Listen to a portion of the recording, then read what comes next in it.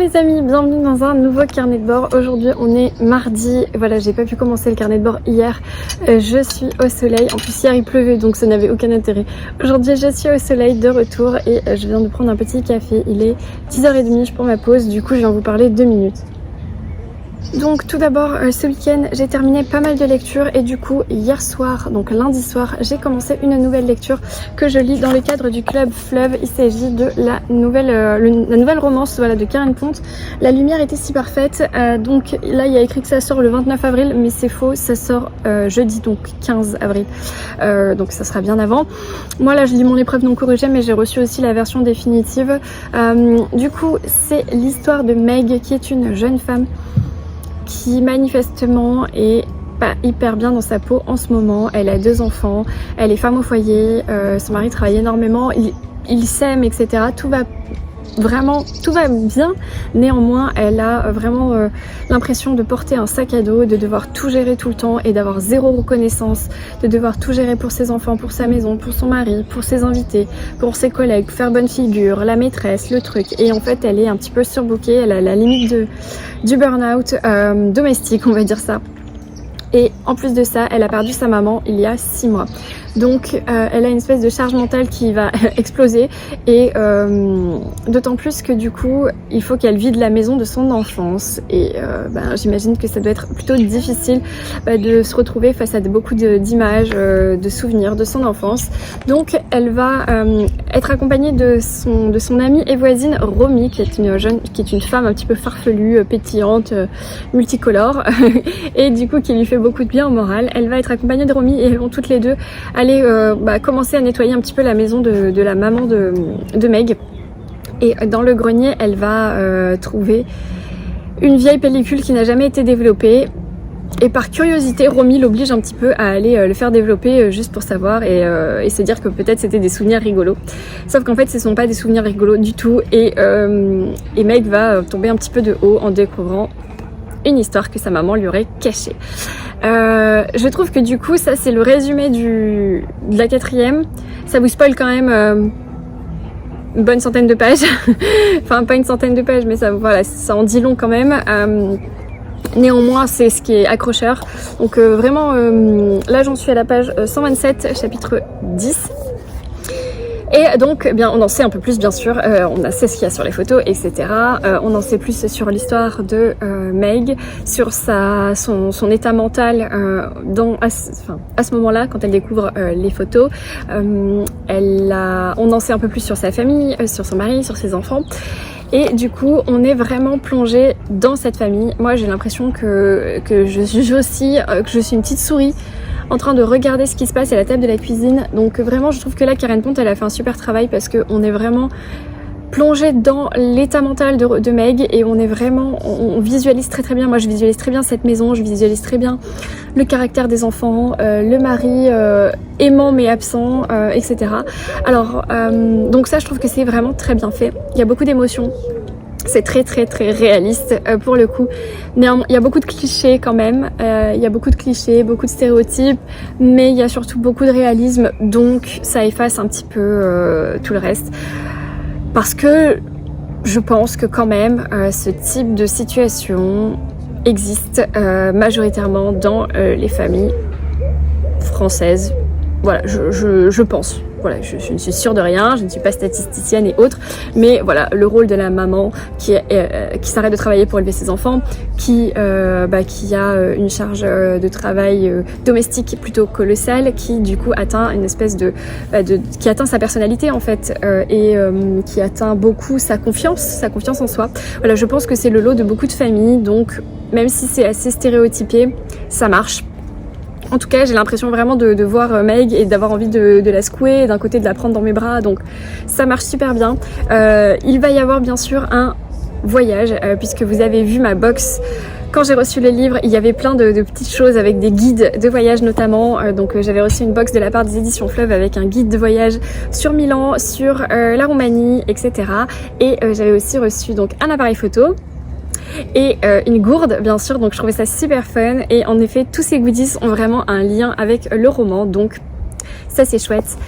Je pense le terminer ce soir parce que franchement cela se lit hyper vite. Vous voyez, je suis presque à la moitié. Il fait 281 pages et j'en suis à la page 127. Donc voilà, je suis presque à la moitié. Ça se lit super bien, c'est cosy. J'ai pas trop besoin de réfléchir ou du moins d'avoir une concentration extrême et ça c'est vraiment plaisant. C'est pas voilà comme du Zweig ou un Agatha Christie où il faut que je sois concentrée, que ce soit dans un silence absolu pour pas louper les indices. Là effectivement je me laisse porter et ça fait du bien. Donc voilà, c'est une lecture fort agréable pour débuter cette semaine sous le soleil. Voilà, j'aimerais bien la terminer ce soir, donc mardi soir, et demain reprendre Les 1000 vies d'Agatha Christie, que je lis en lecture commune avec Mag et une autre personne dont je me souviens jamais le prénom, j'en suis navrée. Et je lis également Marie-Antoinette de Stefan Zweig avec 50 personnes sur Instagram. Voilà, là-bas c'était une lecture commune avec Florence.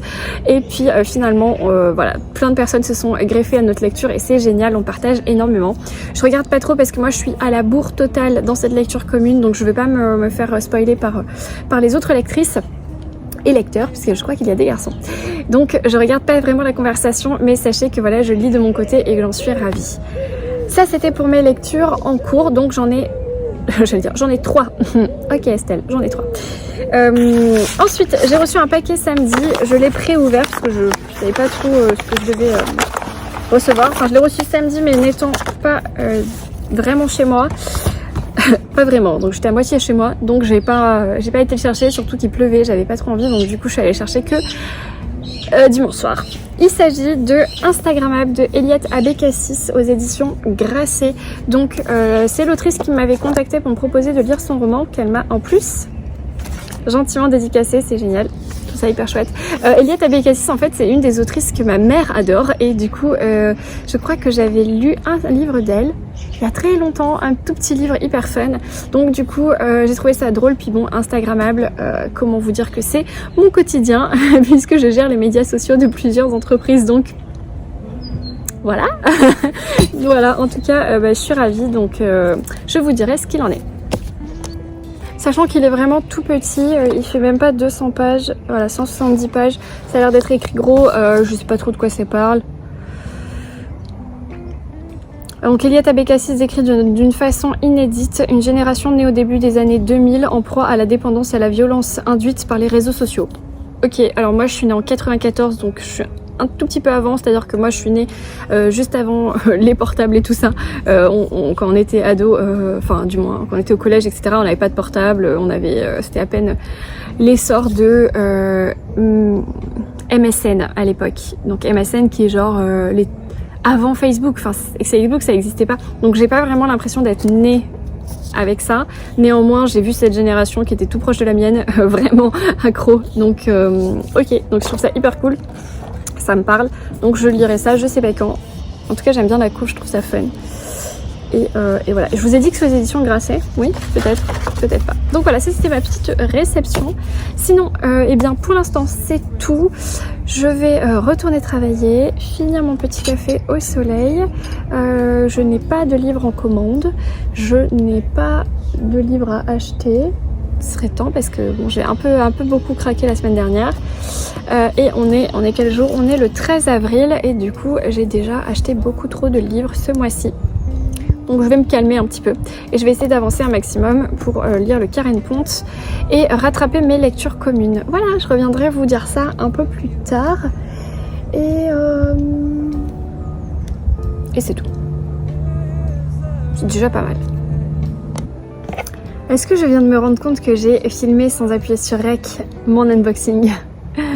Voilà, ça c'est chose faite. Du coup, j'ai reçu de la part des éditions Pocket, je recommence, Fabienne Perrineau, Je ne veux pas être jolie, et alors je l'ai déjà lu, voilà, en grand format, donc Pocket manifestement, vous n'êtes pas à la page, mais voilà, c'est génial parce que je vais pouvoir l'offrir.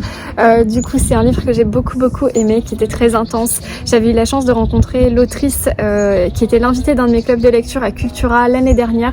C'était juste avant le premier confinement, mais vraiment genre la veille, parce que en fait c'est le dernier déjeuner que j'ai fait en ville avant d'être confinée, donc c'était un déjeuner que j'avais fait avec mes papoteuses livresques, donc les membres de mon club, et l'autrice Fabienne Perrineau, et ça avait été génial.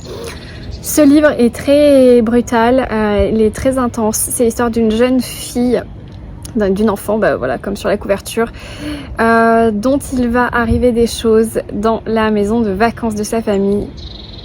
Et c'est un livre qui mêle à la fois toute l'insouciance des enfants et toute la gravité des choses que peuvent faire les adultes qui vont marquer une vie, voilà.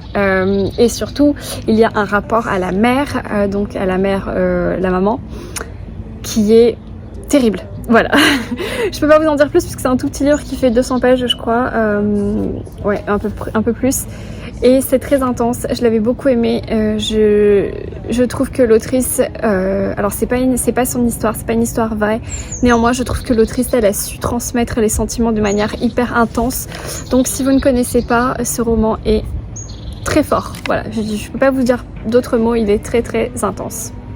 Voilà, donc merci Pocket quand même. Néanmoins, si vous voulez en savoir plus, ma chronique est en ligne sur mon Instagram depuis 2020 puisque je l'ai lu en mars l'année dernière. Voilà, merci beaucoup Pocket. Donc c'est vraiment quelque chose de très personnel. Je ne vais pas juger que quelqu'un ait accepté quelque chose. Il y a des fois c'est curieux quand la personne elle fait jamais de partenariat qu'elle accepte quelque chose, mais après voilà, ça la regarde. Coucou C'est Mike. chacun. Je mange un petit comme tu l'entends, bol ses valeurs, multi-riz, avocat, temperotti avec un peu de sauce soja. Selon ce qu'on aime. Et j'écoute Mag et je prends le soleil. Voilà. Donc moi.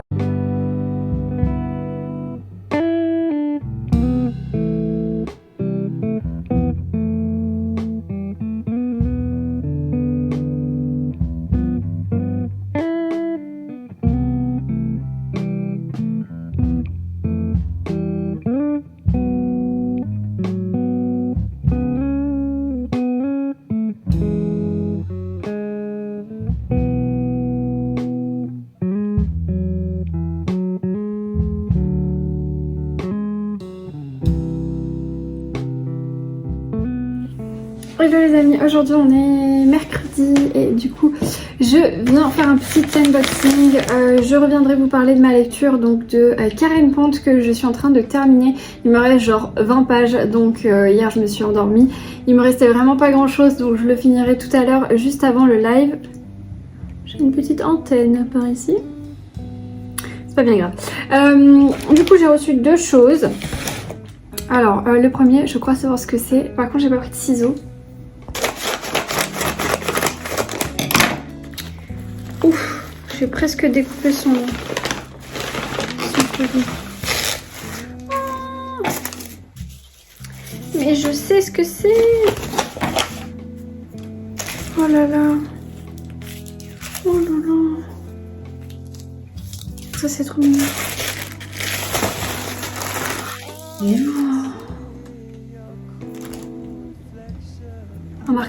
Un marque-page en cuir. Des paillettes et des confettis. Mais c'est pas mon édition. Elle est trop mignonne, mais c'est pas la bonne édition. Elle est trop chou, elle a voulu me faire plaisir, mais c'est pas la bonne. C'est pas grave. Trop mignonne. Bon, je verrai avec elle. Alors, je vais quand même ouvrir ce petit cadeau parce que voilà. Alors, là, ce sont des petits sachets de thé. Harmonie. Ça, c'est un clipper. Thé noir, ananas, coco. Oh, jasmin, c'est mon préféré. Jasmin. Boostez-moi. Trop mignonne. Alors, il y a un petit mot. Il y a un petit mot. Il y a un petit mot. Voilà, ça j'avais bien vu. Oh, elle est trop mignonne, mais que faire? Et ah oui, alors je ne vais pas bien montrer, mais il y a le petit marque-page en cuir. Ça, c'est canon. Bon, je vais lui envoyer un petit message. En tout cas, c'est beaucoup trop mignon, quoi. Le colis est beaucoup trop chou. Oh, j'adore. Trop mignonne. Ensuite, j'ai reçu un plus gros colis de la part des éditions Le Duc. Oh, je sais pas si on voit mon adresse, je pense pas. Bon, bah, je sais pas comment faire. peut-être juste monter un peu la caméra. Voilà. Vous avez vu sur mon petit kiki là. Je vais faire du sport après. Alors.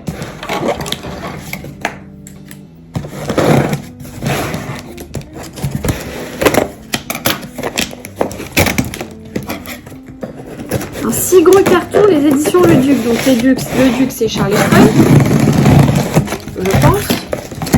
Maintenant je rebaisse la caméra.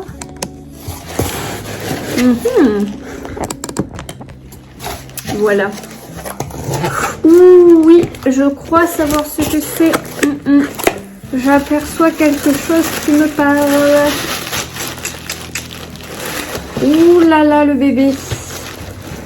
C'est le nouveau Clarisse Sabar. À la lumière de nos jours. Oh là là, il est énorme. Je le pensais pas. Oh, trop beau. Je le pensais pas aussi gros, aussi wavy, quoi. Heavy 2013. Oh, je regarde pas. Eh mais c'est un beau bébé qu'elle nous a fait là, Clarisse. Alors, qu'est-ce qu'on a? Bon, le marque-page. Oh là là là là, c'est trop bon ça. Le caramel mou. Oh, j'aime trop ça. Ensuite, on a une recette, je crois. Le chou rossignol. Je sais pas ce que c'est, mais ça a l'air punaise de bon. Oh.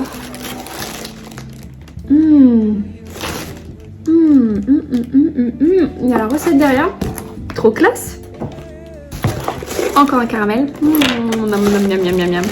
Je dévore les livres de Clarisse Sabar autant que les cookies. Alors les cookies au beurre de cacahuète pour ma part parce que je suis allergique.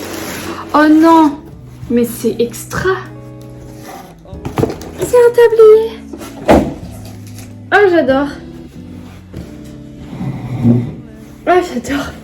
Manifestement ça parle de bouffe ce roman. Ah c'est bon là. Hey. Trop bien. Trop classe. Vachement épais et tout en plus. Et là là. Avec ça je suis obligée de faire à manger maintenant. Bon je faisais déjà à manger mais pas trop de pâtisserie. Trop chouette. Grave sympa. Alors. Résumons. Alors je sais pas comment ça se plie forcément. Maintenant j'ai tout défait.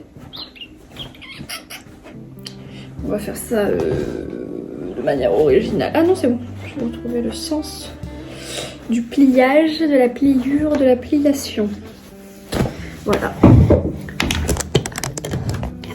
Eh bien, quel colis gourmand! Oh là là, mais il est vraiment trop beau. Oh, j'ai trop envie de tout arrêter pour m'y mettre. J'ai pas encore lu La femme au manteau violet et je le regrette.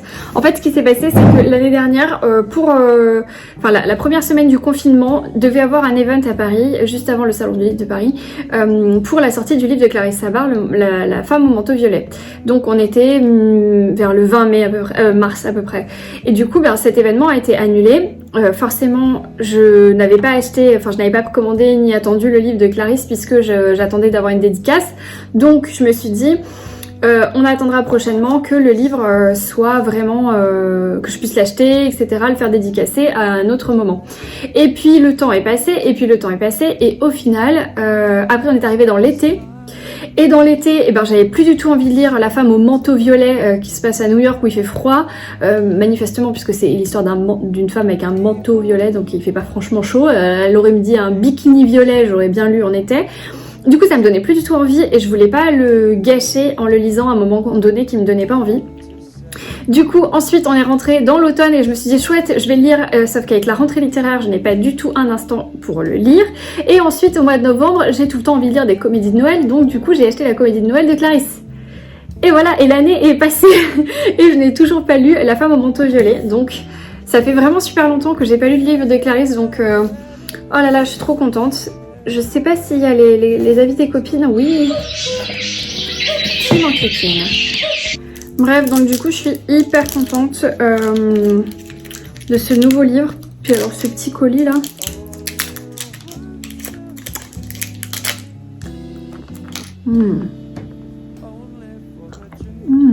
Encore le dent. Bref, je suis trop contente de cette réception de Charleston. J'ai trop envie de le lire. Je sais pas quand est-ce que je vais lire, mais bon. Je vais réussir à le caser quelque part. Encore le caramel collé aux dents.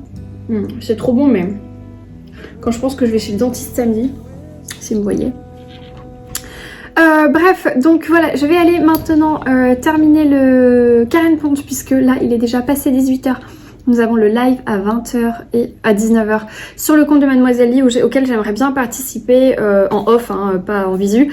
Mais du coup j'aurais bien aimé terminer le livre juste avant, donc je vais aller me dépêcher. Ensuite je reprendrai ma lecture de Marie-Antoinette de Stefan Zweig parce que j'aimerais bien l'avancer quand même. Et voilà, donc ce soir je lis ça, demain aussi. Et normalement vendredi je commence une nouvelle lecture, donc je vous montrerai ça. En attendant, je vais ranger tout ça et je retourne à ma lecture.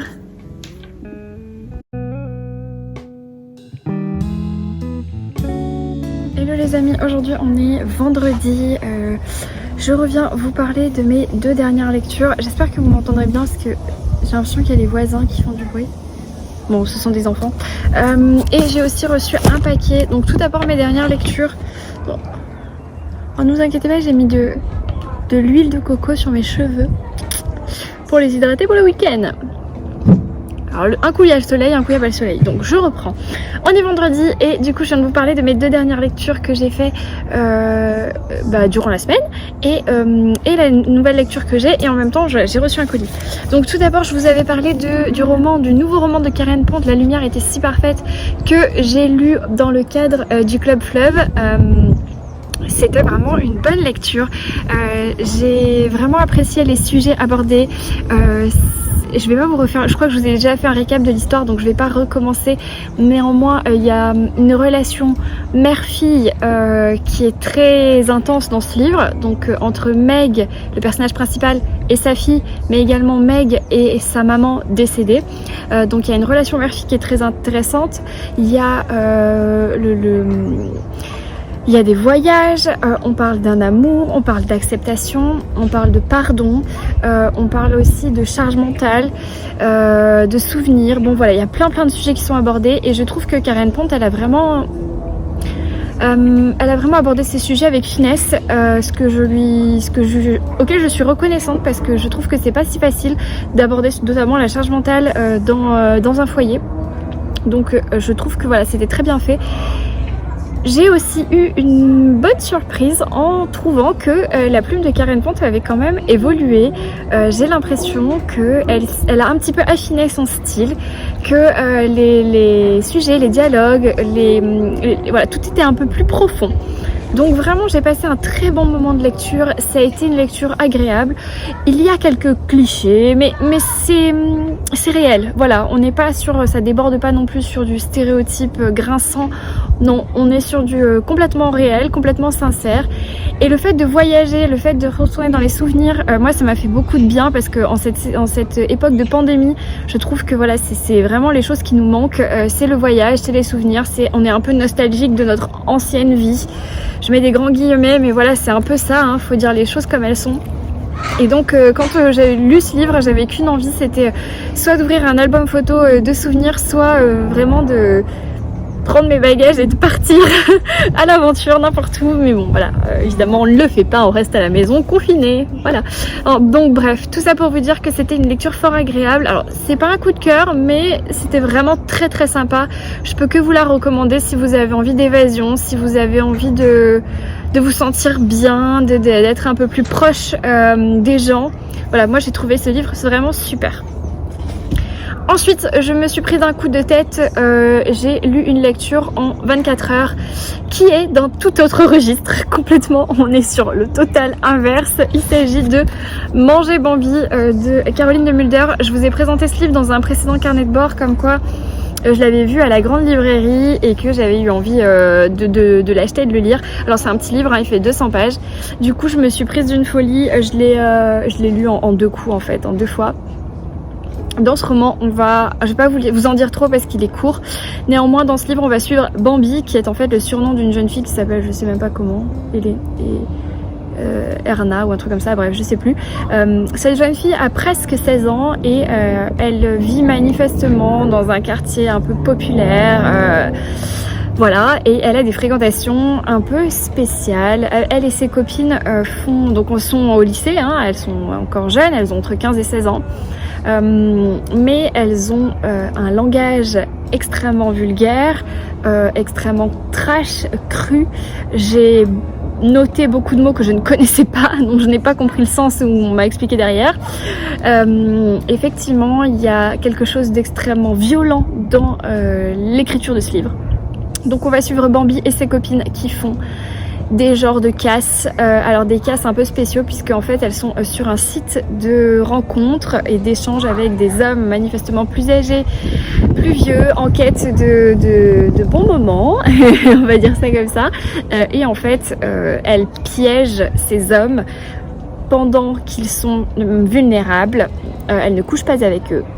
Elles s'attaquent à eux, elles ont des méthodes plutôt hard, c'est-à-dire que c'est plutôt du style scotch, matraque et gun. Donc voilà, c'est un petit peu trash. Elles ont 15 ans, voilà. Et en fait, tout ça, pourquoi ?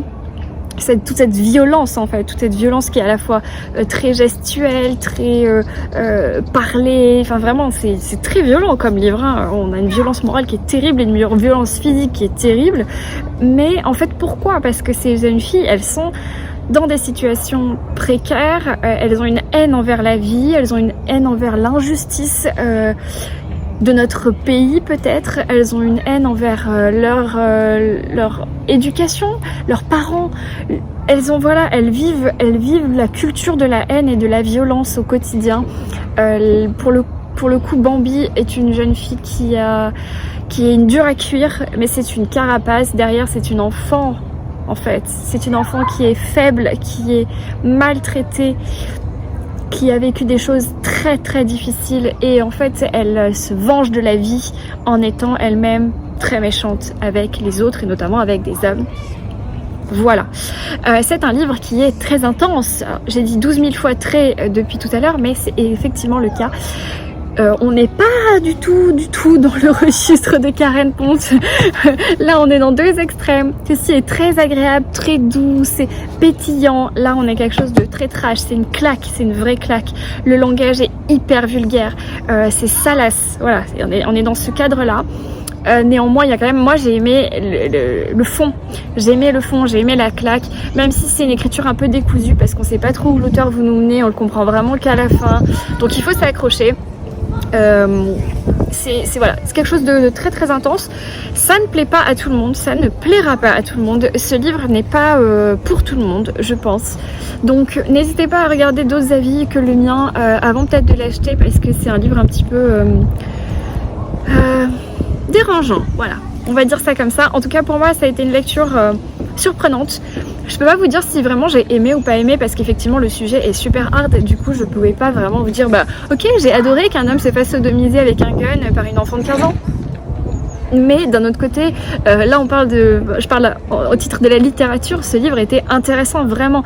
Et quand on lit le style d'écriture qui est terrible et qu'on sait que c'est écrit par une professeure de littérature, je trouve ça extraordinaire parce qu'elle écrit vraiment en conscience et elle sait de quoi elle parle parce que vraiment on le saurait pas, on ne peut pas le savoir si on ne lit pas en fait soit l'introduction soit moi je l'avais su dans la grande librairie.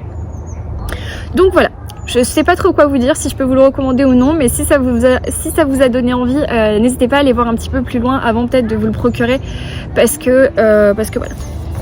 Ensuite, du coup, ma nouvelle lecture, alors j'ai lu le prologue, hein, donc c'est vraiment nouvelle lecture, c'est La Louve Cathare, le tome 1 de la duologie de Mireille Calmel qui est sorti chez XO, mais le tome 1 est déjà sorti, je crois, chez Pocket, ou vient de sortir de chez Pocket.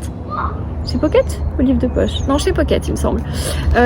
Du coup, Voilà, j'ai lu le prologue, j'ai lu 10 pages. Ça se passe en 1226 et alors l'impétueuse Griffonnelle, petite voleuse de 16 ans, ah bah dis donc je suis les jeunes filles de 16 ans un peu badass, hein. Donc petite voleuse de 16 ans assiste en pleine rue au meurtre sauvage de sa mère. Rapidement les soupçons se portent sur Amaury de Montfort, le fils de celui qui a mené la croisade en Occitanie et brûlé des centaines de cathares. Pourquoi ce crime abominable? À son tour, Griffonnelle est la cible de Montfort. De la religion cathare, pourtant, la jeune femme ne sait rien. Il la traque, exigeant qu'elle lui remette une carte dont elle ignore jusqu'à l'existence. Une carte recherchée par les proches du roi qui mènerait à une mine d'or cachée en Occitanie au cœur de la montagne noire. Bon, je vais pas lire la suite, mais vous avez compris, ça se passe au Moyen-Âge. C'est l'histoire de Griffonnelle qui est une jeune fille un petit peu badass pour l'époque. On lui cherche des noises et elle sait pas trop de quoi. Pourquoi? Et j'imagine qu'il y a une quête. Et donc du coup ça se passe sur 2 tomes. Donc je lis celui-ci là, maintenant, et je lirai le tome 2, je crois, mi-avril. Attendez, on est en avril. Je lirai le tome 2 mi-mai. Ok, Estelle. Voilà, mais je reviendrai vous en parler plus tard dans le week-end. J'espère le lire durant tout le week-end. Je vous ai pas dit, il fait je crois 380 pages. Ouais, c'est ça, 380 pages. Donc potentiellement je peux le lire sur tout le week-end, voilà. Je reviendrai vous dire ça. Ensuite du coup, ce petit colis, il fait pas si chaud, il y a un petit air glacé, hein, puis alors c'est nuage, soleil, nuage, soleil, soleil, nuage. Hop. Salam. Alors, qu'est-ce que c'est? Un papier rouge? Cette chaise me gêne un petit peu. Voilà, je suis mieux. Oh, des chocolats. C'est gentil, mais je suis allergique. Donc, j'imagine que c'est le genre de choses, vous adorez ça. Et je crois que mon conjoint adore ça. Mais je ne peux pas en manger. Dommage. Alors, de quoi s'agit-il? Ah oui, d'accord. C'est le livre de Laurent Gounelle, le nouveau livre de Laurent Gounelle, qui s'appelle Intuition, je crois. Alors, qu'est-ce que c'est? Laissez-vous guider par votre intuition avec Laurent Gounelle. Ah, c'est un carnet, d'accord. Attendez, ça va s'envoler, ça. Ah, d'accord, c'est un carnet, en bloc-notes en fait, plutôt, avec une petite phrase qui dit Intuition, le nouveau roman de Laurent Gounelle. Donc c'est un bloc-notes comme ça. J'aime bien parce que j'ai toujours, quand je suis au téléphone, j'aime bien noter sur des bouts de papier. Et après je les perds. Et donc le livre, Intuition, il est très très joli. Laurent Gounelle. J'avais déjà lu un Laurent Gounelle dans mon adolescence et j'avais bien aimé, je me rappelle même plus le titre. L'homme qui voulait être heureux, je crois. Faudrait que je revoie la couverture. Donc là, en fait, ça mêle une enquête, je crois. Timothy Fisher, jeune auteur de polar, mène une vie tranquille dans une rue de Queens à New York avec son chat Al Capone. Quand 2 agents du FBI se présentent à sa porte pour lui demander de les aider à arrêter l'homme le plus recherché du pays, il croit d'abord à une plaisanterie. Mais après un moment de rejet, il finit par accepter leur étrange proposition, rejoindre un programme secret visant à former des intuitifs, oui, des personnes capables d'accéder à volonté à leur intuition.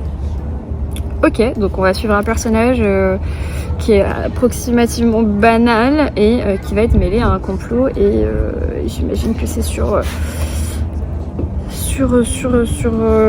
l'intuition, comme son nom l'indique. Estelle, bravo. Un thriller initiatique au suspense aussi original qu'à le temps qui vous conduira à découvrir le pouvoir le plus fascinant qui soit, le vôtre. Intéressant. Ça c'est le genre de livre que j'aime bien lire l'été sur la plage. C'est un peu le truc où tu te laisses porter et que tu te dis ah mais ouais mais j'ai trop l'intuition là, c'est exactement ça, je me sens bien. Mais voilà, moi j'aime bien lire ces livres en été. La fille est un peu folle. Et on a un petit crayon intuition. Pour noter, d'accord, pour le noter dans le bloc-notes. Donc ça va rejoindre mon bureau, très bien. Très bien, voilà. Ça je noterai mes intuitions téléphoniques. Et écoutez, c'est très très gentil, merci beaucoup, c'est Calman Lévy. Et là, c'était un paquet très sympathique. Et monsieur mon chéri serait très content d'avoir des petits oursons pour le week-end. Voilà. Donc, bon, sur ces belles paroles, quelle heure il est? je vais pas tarder. Sur ces belles paroles, je vais vous laisser. Je vais me faire un petit thé, je pense. Rentrer parce qu'en fait, il commence à faire frisquer. Là, il est fin de journée. Vendredi, fin de journée. Demain, je devrais aller à la dédicace de Gaël Josse, demain midi.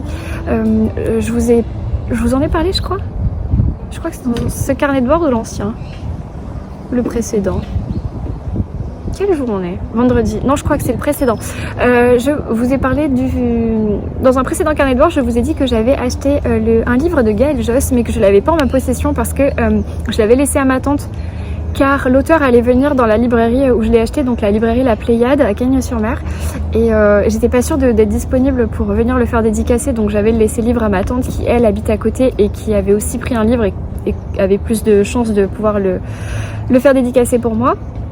Finalement, j'ai dentiste qu'à 16h. Très intéressant. Donc du coup, je vais pouvoir aller à la dédicace de Gaël Josse. Donc la rencontrer parce que je ne connais pas cet auteur. Et j'aurais voulu aussi aller à la dédicace de Clarisse Sabar qui est dans une autre librairie, qui est dans une autre ville un peu plus loin, enfin vraiment plus loin. Mais qui est donc durant tout l'après-midi. Et le truc c'est que moi je dois aller chez le dentiste à Cannes et... je sais pas comment faire. Je voudrais tout faire et je pense que je sais pas si j'aurai le temps d'aller voir Clarisse Savar, peut-être si elle reste un peu plus tard que prévu. Je sais pas. Encore une bonne excuse pour aller en librairie ce week-end. Voilà, c'est tout. C'est tout simplement ça. Bref, sur ce, je vous laisse et je vous dis à plus tard. On en parle de mes yeux de lecture qui ont l'air trop confortables. J'ai enlevé le tapis parce qu'il pleuvait, mais...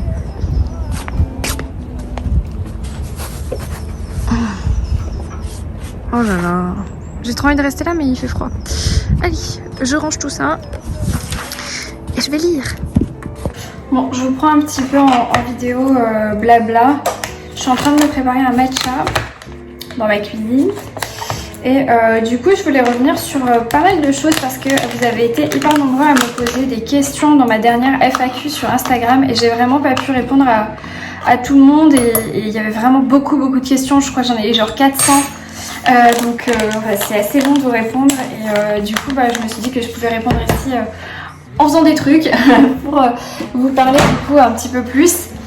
Du coup vous avez été nombreux à me demander un petit peu mon parcours personnel. Donc moi j'ai fait des études de marketing, enfin j'ai fait un bac ES exactement. Ensuite j'ai fait un BTS management, puis une licence, enfin un bachelor que j'ai fait à Shanghai et j'ai terminé mes études par un master 2 en marketing du luxe international.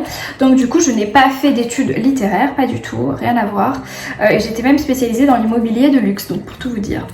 Rien à voir, je travaille dans l'eucalyptus parce que j'ai fait le choix de travailler avec mon conjoint qui vient d'une famille de producteurs d'eucalyptus ici dans le sud de la France. Donc en fait je l'ai suivi dans l'aventure.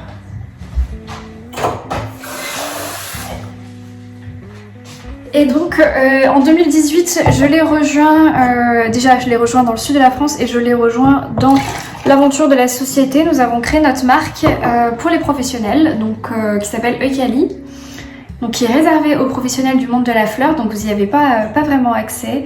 Et depuis ça ne fait que grandir et on a plein de projets, donc voilà pourquoi je suis arrivée dans l'eucalyptus.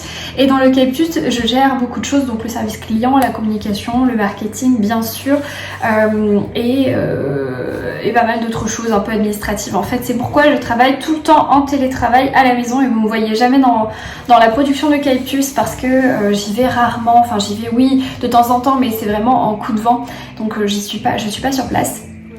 Que vous dire d'autre? Hop. Sinon ça a l'air très bon. Qu'est-ce qu'il y avait d'autre comme question?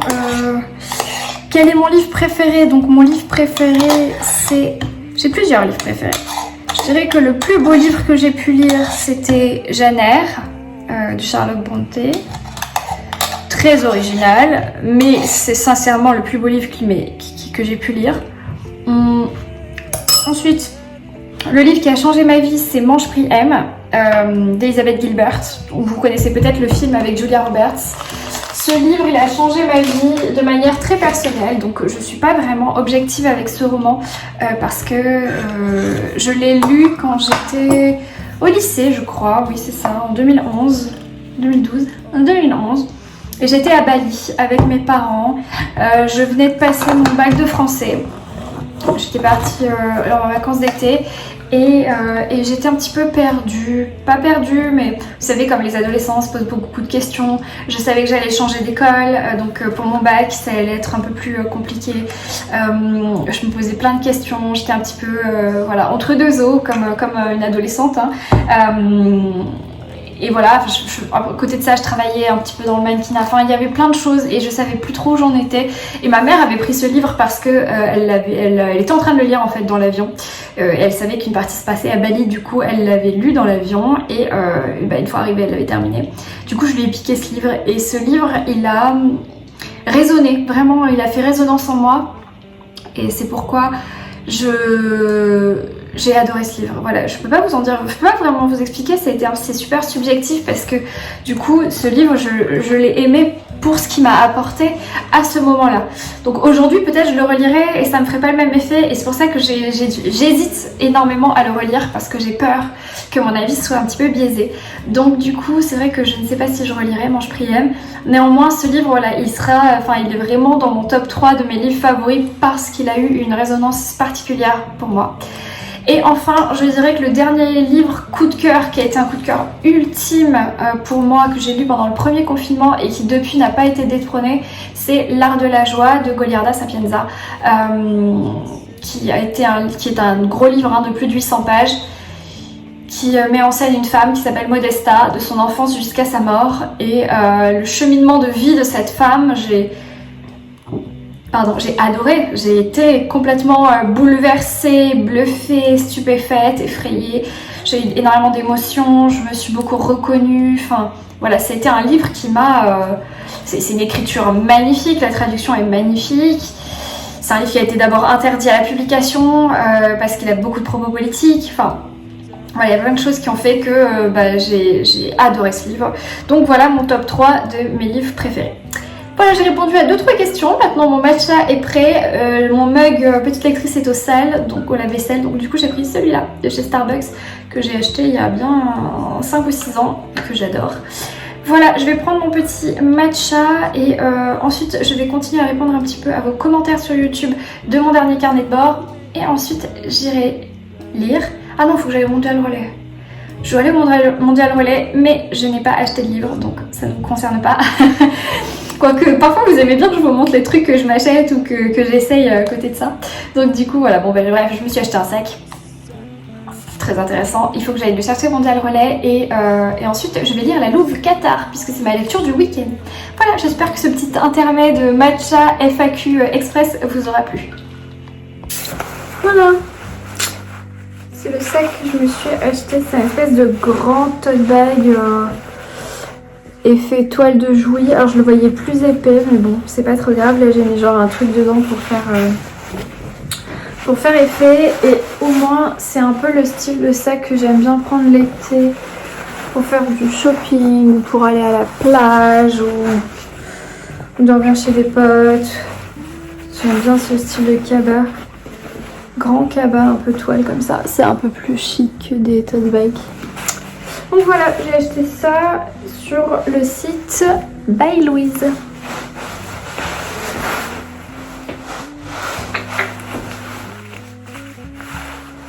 Voilà.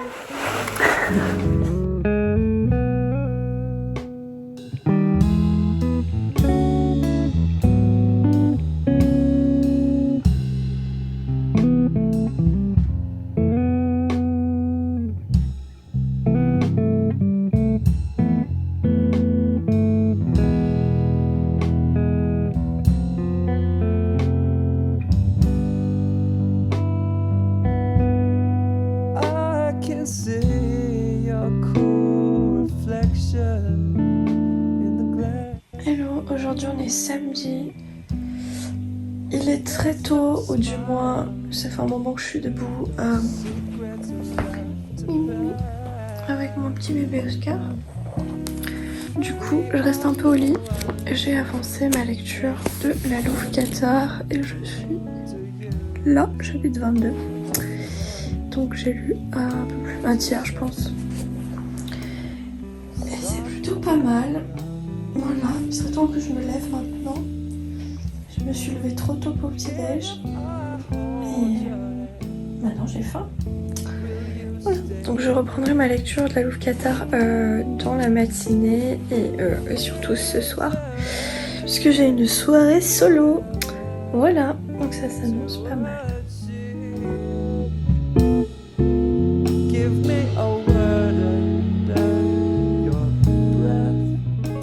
Hello les amis, aujourd'hui on est samedi et du coup je suis arrivée à Cagnes-sur-Mer pour aller à la librairie La Pléiade que je vous ai montré, la belle librairie que je vous ai montré dans mon dernier carnet de bord, parce que je vais à une dédicace, la dédicace de Gaëlle Josse. Donc là j'attends ma tante qui devrait pas tarder à arriver et voilà, donc je vous montrerai peut-être si j'ai l'autorisation de filmer la dédicace et puis ensuite je pars à Cannes chez le dentiste. C'est très intéressant. Sinon niveau lecture du coup je me suis arrêtée au chapitre 22 de La Louve Cathare que j'ai lu rapidement hier et ce matin et j'aime beaucoup. On va suivre en fait Griffonnelle qui est une jeune fille de 16 ans qui est fille de... C'est l'enfant d'une fille de joie, on va dire ça comme ça, donc qui est dans Paris et elle a pour meilleur ami un nain d'une trentaine d'années et tous les deux ils font des sales coups, ils volent des bourses à des riches etc. C'est un peu les Robins des Bois des bas quartiers et du coup c'est assez rigolo au début et ensuite ça devient pas du tout rigolo parce que quelqu'un, un chevalier, en veut à sa mère, à la mère de Griffonnelle et à Griffonnelle et du coup bah il s'ensuit une espèce de course-poursuite angoissante etc. Donc voilà, je vous dirai pas plus. Et en parallèle on suit un jeune homme qui s'appelle Louis qui est, on pense, plutôt aisé au début et qui est en fait une des victimes de Griffonnelle à qui elle vole de manière régulière la bourse mais en fait c'est une espèce de jeu entre eux parce que il a l'impression qu'il l'aime bien malgré tout et elle aussi. Donc voilà, on a ces deux personnages là, ça se passe en 1226 je crois, donc c'est pendant le Moyen-Âge à Paris et ça se passe sur l'île de la Cité. Et donc voilà, c'est assez sympa. Ce que j'aime bien dans ce livre, c'est qu'au début, vous avez une carte en fait de l'île de la Cité, donc avec tous les bâtiments, les noms des rues, etc. Donc c'est vraiment bien pour visualiser en fait les actions. Et à côté de ça, à la fin, il y a aussi un arbre généalogique avec, enfin pas un arbre généalogique, plutôt un tableau avec en fait les différents événements qui se passent de manière religieuse, puisque bien sûr il y a un conflit de religion entre les catholiques et les cathares. Donc je connaissais pas trop les cathares. Mais manifestement c'est des gens qui viennent plutôt du sud vers Toulouse je crois, qui ont en fait une religion qui se rapproche des protestants, des huguenots, dans les explications qu'on en a. Voilà, j'en sais pas plus, hein, peut-être je me trompe, mais pour l'instant j'aime vraiment bien, donc je continue ma lecture. Sinon là dans mon sac j'ai pris avec moi ma liseuse avec Marie-Antoinette de Stéphane Zweig parce que peut-être que je vais attendre dans la salle d'attente du dentiste, donc dans le doute, j'ai pris ma liseuse, voilà, donc on verra bien. J'avance par petit bout sur Marie-Antoinette et j'aime pas trop ça en fait. J'aimerais bien lire des gros blocs parce que j'adore. Mais j'ai toujours d'autres lectures en même temps et donc du coup ça m'enquiquine un peu. Mais bon, c'est pas grave. Peut-être que dimanche je pourrais lire un peu plus Marie-Antoinette. Voilà.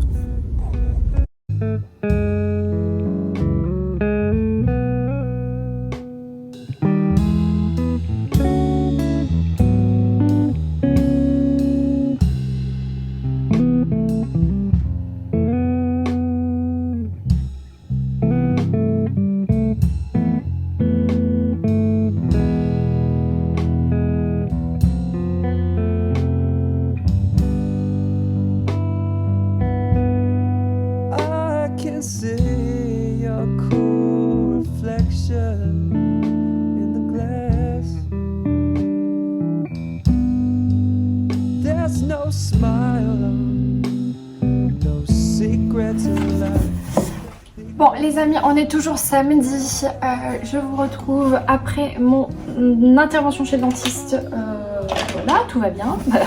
Du coup d'abord je voudrais vous montrer ce joli, très joli sac tote bag d'Aurélie Valogne que m'a offert ma libraire. Donc merci beaucoup, enfin mes libraires à Aurélie Virginie. Vous avez vu juste avant que du coup j'ai assisté à la dédicace de Gaël Josse et j'en ai profité pour faire un petit tour dans ma librairie préférée, donc la Pléiade à Cannes-sur-Mer. Et du coup, j'ai pas tant craqué que ça, mais voilà, je me suis acheté 2-3 petits trucs.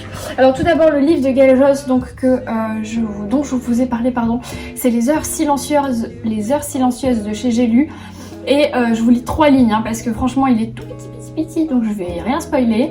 Mais je vous dis Delft, novembre 1667, Magdalena van Beuningen se confie à son journal intime. Mariée très jeune, elle a dû renoncer à ses rêves d'aventure sur les bateaux de son père, administrateur de la Compagnie des Indes orientales. Là n'est pas la place d'une femme. On s'arrête là.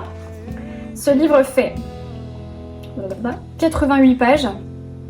Donc il est tout petit, mais clairement c'est un des coups de cœur de mes libraires, donc je leur fais complètement confiance, surtout que du coup j'aime beaucoup cette époque, j'aime beaucoup la vie à l'époque de Vermeer, à Delft, etc. Et en ce moment je suis à fond depuis que j'ai lu La jeune fille à la perle, vous avez vu, je me suis acheté plusieurs livres là-dessus.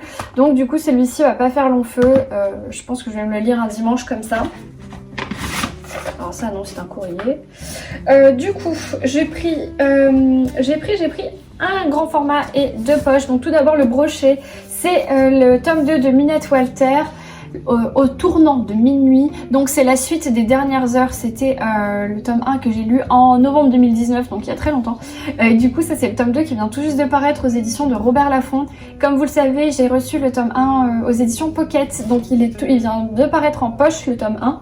Et donc du coup voilà, j'ai trop hâte de lire celui-ci. Ça parlait d'une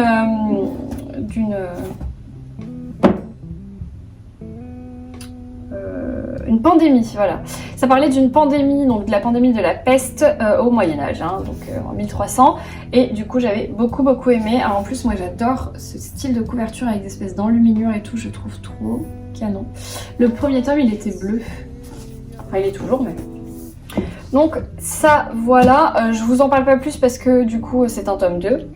Sinon, ensuite, j'ai acheté 2 livres pour des lectures communes que j'ai prévues dans l'année, donc Entre deux mondes d'Olivier Norek, donc je l'ai pris chez Pocket, que je vais lire en lecture commune, je crois, cet été. Je vous mettrai à chaque fois le mois ici parce que je ne me souviens jamais.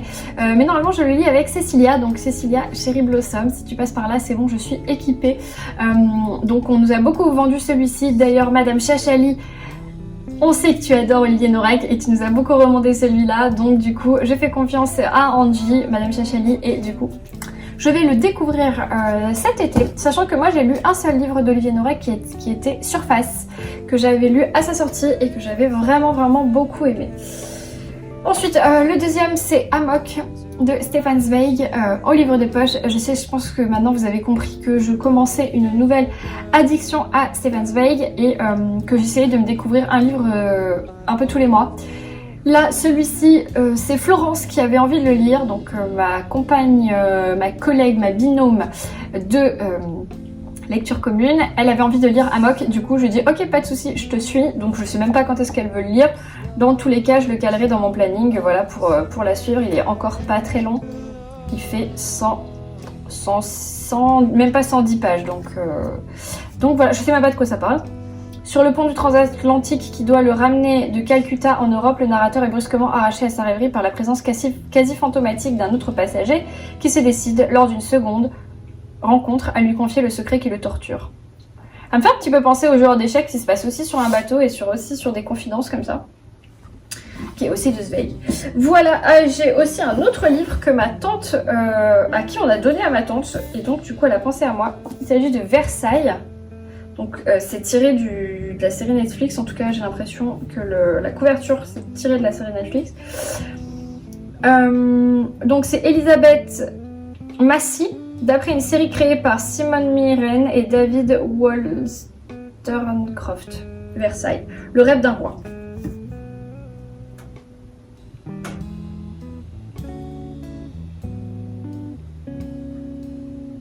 Ah non, inspiré de la série éponyme diffusée sur Canal+, ce roman historique nous entraîne dans les dédales sulfureux d'un château destiné à servir les ambitions vertigineuses du roi Soleil. Et là, c'est chez Michel Lafon. Et donc, bah écoutez, je suis contente. Je connais, enfin j'ai j'ai vite fait vu passer la série Versailles. Je savais qu'elle existait, mais je n'ai jamais regardé. Tout simplement parce que je regarde pas la télé ni aucune série. Sinon, j'aurais regardé peut-être avec plaisir. En plus, j'ai Canal+. Mais voilà, il y a une espèce de scotch dégoûtant. Je vais le nettoyer après. Ah, ça prend. Voilà, donc je pense que c'est un cadeau parce que le prix a été varié derrière et la personne manifestement n'avait plus trop envie. Il est nickel, hein, il est même pas corné, il n'y a rien. Enfin, je pense que la personne c'était pas trop son délire de lire ce livre, donc du coup elle s'en est séparée et c'est le gardien d'immeuble de ma tante qui l'a trouvé et qui lui a donné. Et elle m'a dit ah mais c'est bien, c'est pour Estelle. Voilà, comme quoi, la vie des livres. Voilà pour aujourd'hui, ce petit book haul. Je sais pas par quoi commencer, j'ai trop envie de les lire tous là, c'est des styles différents, donc bon, ces deux-là c'est des lectures communes qui sont programmées, donc c'est sûr que non. Les heures silencieuses, je vais le dévorer. J'ai trop envie de me le lire sur un dimanche, mais peut-être dimanche demain. Celui-là, faudrait que je le lise aussi, j'ai trop envie. Une pandémie, un confinement médiéval d'une poignée de gens dépend la survie de la liberté de millions d'hommes. Et celui-là, bon, celui-là n'était pas du tout prévu. Sinon, bah du coup, je vous ai parlé rapidement dans ma voiture de la Louve Qatar. Et du coup, je vais le continuer ce soir. Parce que je me fais une petite soirée fille ce soir. Puisque mon conjoint ne rentre pas de suite. Voilà. Il a d'autres obligations. Sinon, bah du coup, je me suis fait un petit thé. Je me rappelle déjà plus ce que j'ai fait. Thé vert jasmin forcément, parce que je ne peux pas manger pendant 2 heures puisque j'ai eu une intervention sur une dent, donc je patiente avec un petit thé. Voilà, c'est tout pour aujourd'hui, donc je vous retrouve peut-être demain, sinon je vous retrouve lundi pour conclure ce carnet de bord. En fait, pendant que moi je parle, toi tu te laves. Tu t'en fiches, tu respectes rien.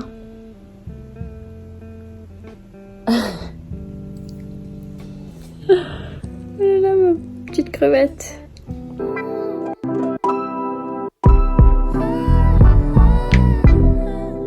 In the darkest hour, I wanna comfort you. I know you've been alone. Oh, where do we go? In your head, when in the real world there's snow.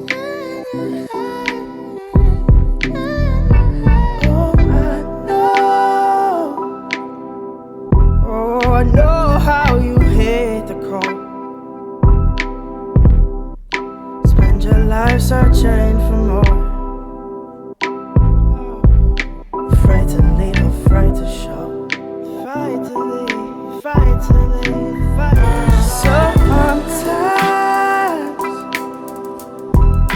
find yourself knowing no. Bonjour, lundi, une nouvelle semaine commence sous le soleil, ça fait du bien. Bah, il y a mes petits chats qui font des bêtises, non, qui jouent. Voilà, au travail depuis déjà 7h du matin, pas mal de choses.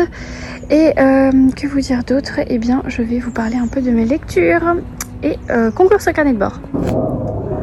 Donc aujourd'hui on est lundi, je viens conclure ce carnet de bord. Tout d'abord je vais terminer ma lecture papier audio du mois, mais que j'ai commencé il y a fort longtemps. Je pense que je l'ai commencé en février et j'ai pas du tout écouté de livre audio au mois de mars parce que j'ai pas du tout pris la voiture et c'est principalement dans la voiture que j'écoute mes livres audio. Mais du coup j'ai repris un petit peu en papier, etc. J'ai coiffé comment là et j'ai terminé samedi du coup la chambre papillon de Lucinda Riley aux éditions Charleston. Donc c'est le dernier Lucinda Riley qui est sorti je crois en janvier.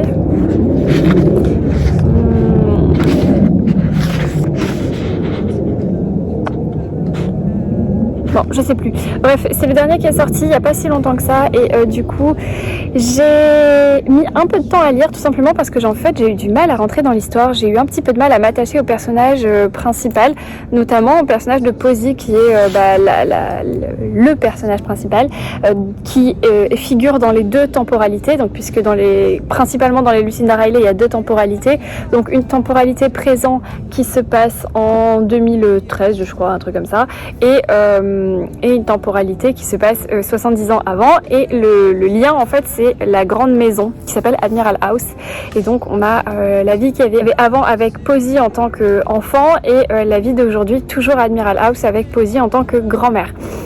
Et en fait, il y a des secrets de famille, il y a des rebondissements, il y a les enfants de Posey, la vie qui a suivi, etc. Donc ce livre avait tout pour me plaire, mais en fait au début j'ai vraiment eu du mal à accrocher au personnage et du coup je m'attachais pas à Posey, ce qui me posait vraiment problème parce que j'avais envie d'adorer ce livre et j'ai pas réussi au début. Je sais pas si c'est à cause de la lecture audio, mais bon, c'est vrai que d'habitude ça se passe très bien, donc bon, je sais pas, j'avoue que je sais pas pourquoi. Mais finalement, j'ai passé le premier tiers et ça a commencé à être bien plus intéressant et bien plus prenant pour moi. Et enfin, la deuxième moitié, j'ai adoré et j'ai même terminé en larmes ce livre. Vraiment, j'ai eu des grosses larmes à la fin. Ça m'a beaucoup touchée. Et bref, donc du coup j'ai beaucoup aimé, mais je peux pas vous dire que ça a été un coup de cœur et que j'ai adoré parce que j'ai pas adoré toute ma lecture. Néanmoins c'est une très bonne découverte. Alors je crois que ce Lucinda Riley a été écrit il y a longtemps et que c'est une réédition, une republication.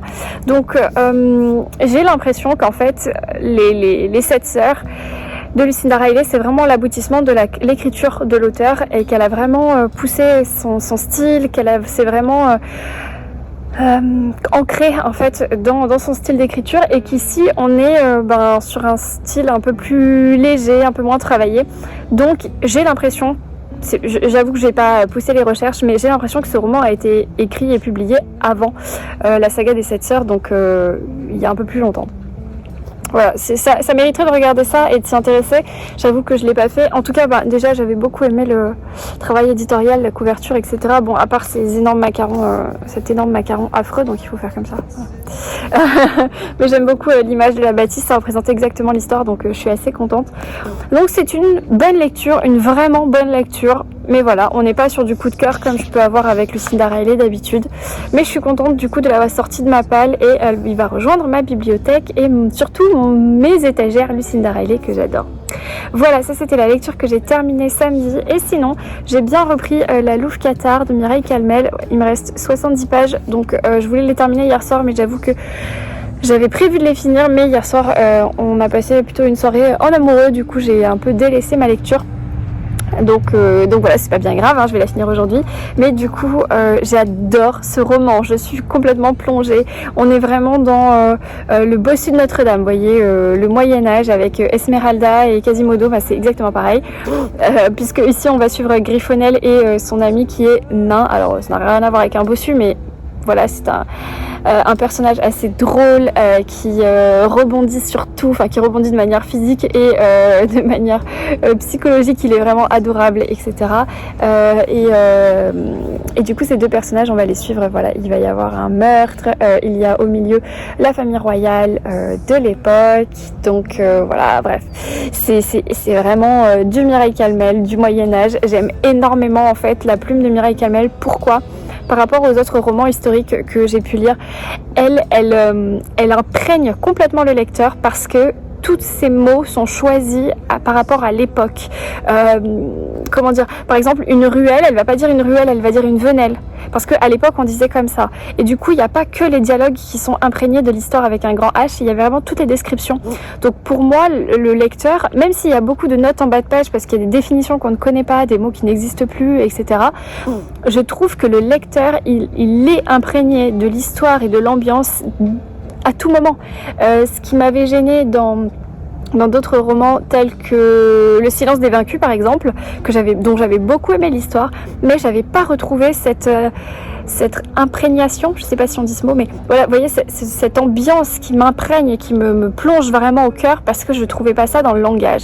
Et Mireille Calmel, pour les peu de romans que j'ai pu lire, mais j'en ai pu déjà lire 4-5, c'est vraiment ça, c'est vraiment sa force. Et du coup, vous pouvez pas vous tromper d'époque, vous êtes dedans, vous êtes complètement dedans. Chaque mot est vraiment choisi et il y a beaucoup d'action. Vraiment, chez Mireille Calmel, il y a beaucoup d'action, il y a beaucoup de rebondissements, il y a des fausses pistes, il y a des secrets, énormément de secrets, de complots, des complots, mais alors rocambolesques, avec souvent un côté royal, un côté religieux, voilà, enfin historique, avec voilà des conflits de régions, enfin bon. Et là, en l'occurrence, eh bien, il y a un conflit entre Paris, le cœur catholique, et la région des Cathares. Donc, c'est plutôt du côté de Toulouse et de... Comment on appelle ça? La cité de Carcassonne, voilà. Et bien sûr parce qu'il y a une religion cathare, et donc c'est un peu les protestants huguenots. Et il y a un conflit, vraiment la France veut se réapproprier complètement cet endroit parce qu'il y aurait des mines d'or, parce qu'il y aurait des secrets, etc. Bref, c'est vraiment top du top, donc je vous en dirai plus quand je l'aurai terminé vraiment, mais je pense voilà, que je vais adorer et que je sais où je vais. Je lis le tome 2 puisque c'est une duologie. Je lis le tome 2 au mois de mai et franchement, si j'avais pas d'autres obligations de lecture, je pense que j'aurais enchaîné les 2 tomes parce que c'est tellement prenant ce genre de roman que on a du mal à le lâcher. Voilà, donc ça c'était ma lecture du week-end. Je vous ai montré les livres que j'ai achetés, je crois. Ouais, je crois que je les ai déjà montrés quand je suis rentrée de librairie samedi.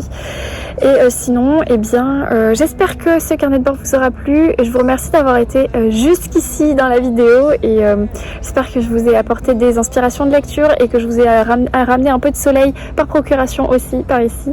Même si moi j'en ai pas eu beaucoup cette semaine, je vais commencer à en reprofiter maintenant. Voilà, bah écoutez, je vous remercie beaucoup et puis je vous souhaite de très bonnes lectures, une très bonne semaine, un bon week-end pour ceux qui me regardent le week-end et je vous dis de très bonnes lectures surtout. Je vous dis ciao.